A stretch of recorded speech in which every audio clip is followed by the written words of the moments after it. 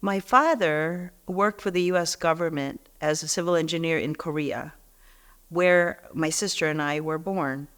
And then he worked there for about 15 years. And then we brought us all back to the Philippines. And from there, my father had a sponsor in the U.S. And found him a job with the state highway here in Michigan. So we moved to Lansing. And that would have been in, let's see, we moved to the Philippines in 1965. And then in 1966, my dad moved to the U.S. And we stayed behind for another 5 years because he had to work and provide for himself and his family in the Philippines. And then 5 years later, we came to the United States while he proceeded to work for the state of Michigan. And, you know, during those times were really it was rough because he was here, moved my mother and our two older siblings to the United States, and my sister and I, the two youngest, had to stay behind with our great aunt. And she was kind of the person we knew as like our everything, you know. She provided us with knowledge, with love and care. And being as young as we were, we had very little contact with our parents. But it's not like today where you can just call, right? Back then, you had to do a lot of writing. And I guess at age 4, I didn't want to write so much. You know, sending pictures back and forth and stuff like that. So for 5 years that went on. And then we came to America in, I think 1972, my sister and I. So I turned 9 here. We arrived in August, the end of August, right before Labor Day.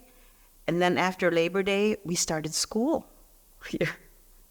And at that time, there were not many Asian people in this community anyway. So I was the only Oriental child in my grade school, which was Geyer Park Elementary School. I think it's still open. And my sister was the first Asian girl or person at Otto Junior High. And starting out, luckily, we were taught English in school in the Philippines. And so we understood the language, but of course, there's a lot of slangs and stuff like that you don't understand. And also, I remember very clearly, in the Philippines, when you were addressed by the teacher, you stood up to answer the question. So the first time I raised my hand to answer a question, I stood up, and everybody just laughed at me. And then there's also things like pronunciation that can be a little weird. Like, for example, and this might have to edit this, but I remember saying to somebody, I need a piece of paper. What I meant was, I need a piece of paper, but that, you know, those are the kind of things that you just don't think about. So there was a lot of trying to fit in, and also, you know, kids, because they don't know where you came from and what kind of a city. I mean, literally, they were asking us, we swung from tree to tree. When we came from Manila, which was a city that was larger than Lansing. And so that was very interesting, you know, and a little, I guess I didn't really mind it that much.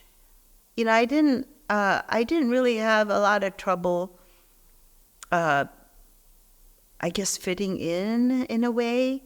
The community we moved to here in Lansing was a very high percentage Hispanic, which the culture is very similar to the Filipinos. You know, we're all Catholics.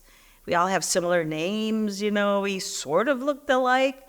And so we quickly made friends, and our best friends to this day are those kids that we met back then. So it was, and that makes me so happy. Sorry.